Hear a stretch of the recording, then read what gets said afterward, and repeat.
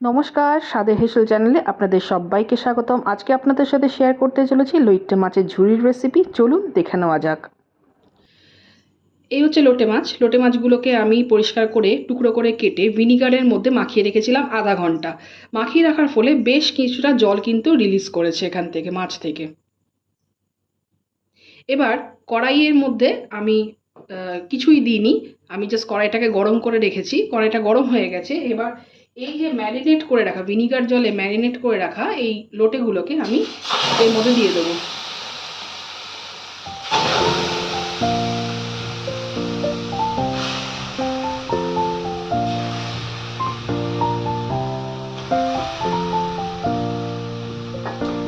এই জলটা কিন্তু আমি ফেলে দিচ্ছি।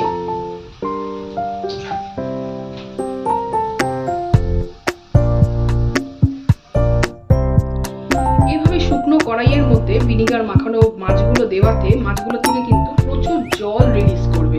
সেই জলটাকে আমি আস্তে আস্তে কড়াইতে শোকাবো।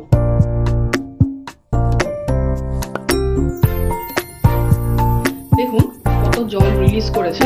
এই জলটাকে আমি একদম শুকিয়ে নেব। দেখুন লোটে মাছ থেকে যেই জলটা রিলিজ করেছিল সেই জলটা কিন্তু সুন্দর শুকিয়ে উঠেছে একদম, আর মাছটাও সুন্দরভাবে সেদ্ধ হয়ে গেছে। এবার আমি এটাকে নামিয়ে ফেলবো।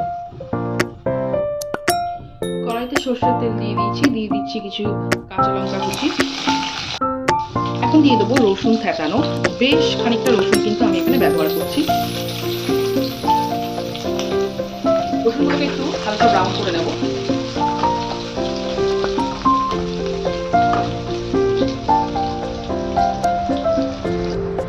রসুনগুলো হালকা ব্রাউন করে ভাজা হয়ে গেছে। এখন আমি দিয়ে দিচ্ছি কোচানো পেঁয়াজ। অনেকগুলো কোচানো পেঁয়াজই আমি এখানে ব্যবহার করছি। ভালো করে ভেজে দেবো আমি। পেঁয়াজগুলো সুন্দর ভাজা ভাজা হয়ে এসছে। এবার আমি দিয়ে দেবো সেদ্ধ করে রাখা লোটে মাছগুলোকে।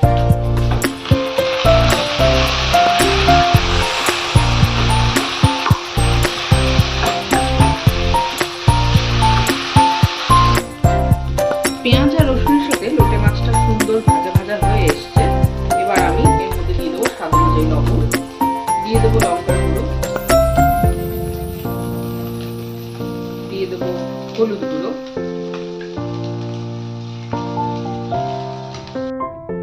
হলুদ আর লঙ্কার গুঁড়ো দেওয়ার পর আমি মাছটাকে ভালো মতো ভাজা ভাজা করে নিয়েছি। এখন আমি দিয়ে দেবো এর মধ্যে একটু গোলমরিচের গুঁড়ো,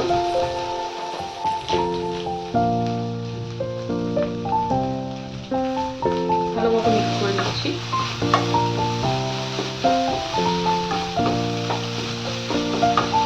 এরকম ভাবেই বেশ কিছুক্ষণ ভাজা ভাজা করার পর কিন্তু আমি মাছটাকে নামিয়ে ফেলবো।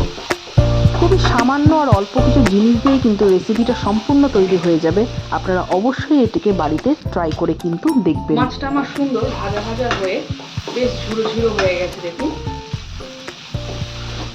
ব্যাস এবার আমি এটাকে নামিয়ে ফেলবো। তৈরি হয়ে গেছে আমার লোটে মাছের ঝুড়ি। এই দুর্দান্ত স্বাদের রেসিপিটি যদি আপনাদের ভালো লেগে থাকে তাহলে চ্যানেলটিকে লাইক, শেয়ার এবং সাবস্ক্রাইব করবার অনুরোধ রইল। দেখা হবে নতুন কোনো রেসিপির সাথে।